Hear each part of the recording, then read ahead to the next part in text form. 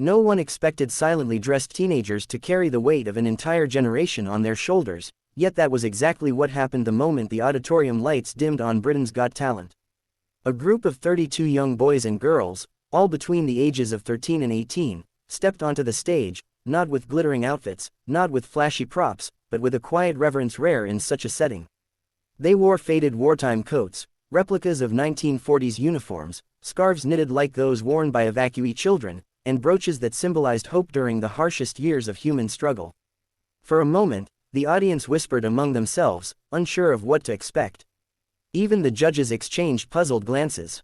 But there was something haunting yet beautiful in the way the choir members stood, straight-backed, hands folded, eyes lowered as though acknowledging a memory that wasn't even theirs.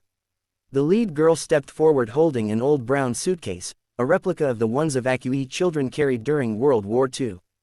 The audience fell into complete silence as she opened it slowly, revealing not clothes or belongings, but a single, folded British flag and an aged letter sealed with wax. She placed the suitcase at her feet, raised her head, and for the first time, the audience saw the emotion shining in her eyes.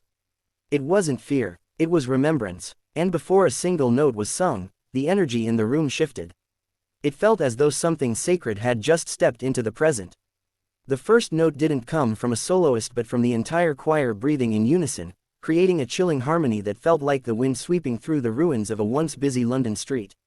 Their voices rose in layers, singing a rarely performed wartime hymn reconstructed from diaries and letters of actual survivors.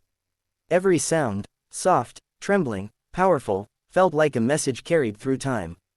The lyrics spoke of bomb shelters that echoed with both laughter and fear, of mothers who disguised their tears as strength, of soldiers writing letters they feared would be their last.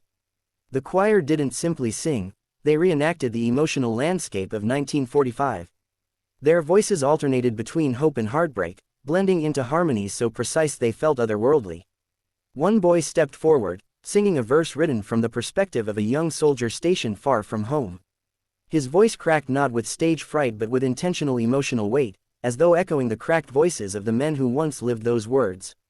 At that moment, the camera panned to the judges, Alicia Dixon wiping her tears, Amanda Holden placing her hand over her heart, Simon Cowell leaning forward with the rare expression of being deeply moved. The audience began to realize that this was more than a performance, it was a resurrection of memories, a bridge between generations, a reminder of sacrifices many had forgotten. Each note seemed to touch the soul of the room, awakening something tender and human. As the performance progressed, the choir transitioned into a second piece seamlessly, almost as though the first song had opened a portal and the second was guiding everyone deeper into the past. The rhythm changed to mimic the heartbeat of a nation at war, steady, urgent, resilient. The choir members moved slowly across the stage, forming shapes that symbolized the unity of communities during 1945, families huddled together during air raids, neighbors sharing scarce food, soldiers marching with quiet bravery. They didn't overact or exaggerate, every movement was subtle yet powerful. A duet emerged in the center of the stage, a girl and a boy representing two siblings separated during the evacuations. Their voices intertwined beautifully, creating a haunting contrast of innocence and loss. The girl's voice was pure and fragile, echoing the fear of leaving home. The boy's voice was strong yet trembling, portraying the struggle of pretending to be brave. Behind them, the choir hummed softly, mimicking distant planes and the quiet rumble of uncertainty. The lights dimmed to a warm amber, turning the stage into a scene straight out of wartime Britain. Audience members who had lived through those years felt their chests tighten with emotion, younger viewers felt goosebumps ripple across their skin. For almost 2 minutes, the theater was no longer in modern-day London. It existed somewhere in the space between sorrow and hope, where people clung desperately to the belief that joy would return. And the choir, these children who never knew war, became the messengers of that hope. Just when everyone thought the emotional peak had been reached, the lead girl, still beside the suitcase, stepped forward again. She picked up the folded flag with trembling hands, and with the softest voice, spoke the first line of a poem written in 1945 by a young nurse who never made it home. Her voice quivered but didn't break, as though she were speaking on behalf of the countless unsung heroes of that era. Then, with flawless timing, the choir burst into a powerful final chorus that shook the entire auditorium. The harmonies grew stronger, deeper, richer, like the sound of a nation rising from ashes.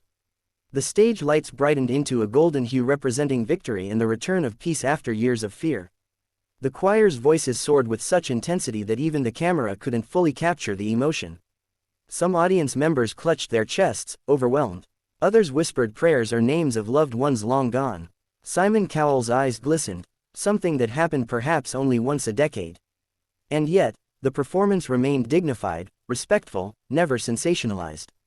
As the last note faded, every audience member felt a moment of suspended silence, a silence filled with gratitude, remembrance, and awe. It felt as though the spirits of 1945 had briefly returned, touched every soul in the room, and vanished again. Before the applause could even begin, Amanda Holden stood up abruptly, tears streaming freely. Her voice cracked as she whispered, "I have never seen anything like this." Without hesitation, she reached forward and slammed the golden buzzer. The audience erupted. Gold confetti exploded from the ceiling, but instead of looking excited, the choir looked humbled, almost overwhelmed by the weight of what had just happened. Some covered their mouths in shock, others cried silently. The judges stood one by one, giving them the rare honor of a unanimous standing ovation. But it wasn't the golden buzzer that made the moment historic, it was the reason behind it. Amanda explained that her grandparents had lived through the war and that the performance felt like a tribute to them and millions of others. Alicia shared her own emotional connection, recalling childhood stories from her family about wartime resilience. Even Simon admitted that the performance was one of the most meaningful acts ever seen on Britain's Got Talent, not just a performance, but a gift to history. As confetti continued to fall, the choir director stepped forward, tears running down his face, and explained that the performance was inspired by real letters from both soldiers and children of 1945. The audience erupted again, not just in celebration but in collective gratitude. It was a moment that transcended a talent show, it became a piece of living history. In the days that followed, the performance went viral worldwide. Veterans' families shared it on social media with captions like, "You brought my grandfather's memories back," and "My grandmother would have cried watching this." Schools began inviting the choir to perform for history programs, and museums requested permission to incorporate the performance into their exhibitions. Historians praised the accuracy and emotional depth of the reenactment, calling it education through soul. But the most powerful responses came from elderly viewers who remembered the war firsthand. Many wrote letters to the choir, thanking them for honoring their generation with such respect and sensitivity. The choir members, young and humble, read each letter with the same reverence they had brought to their performance. They never imagined that singing about a time they never lived through could touch lives so profoundly. And yet, they had done something extraordinary. They didn't just sing about 1945, they revived it. They made the world remember. They made millions appreciate the sacrifices that shaped a free world. Their performance on Britain's Got Talent became more than a viral moment, it became a legacy, a reminder that history is not forgotten when the next generation chooses to carry it forward. And this choir, through nothing but their voices and their hearts, carried 1945 back to life.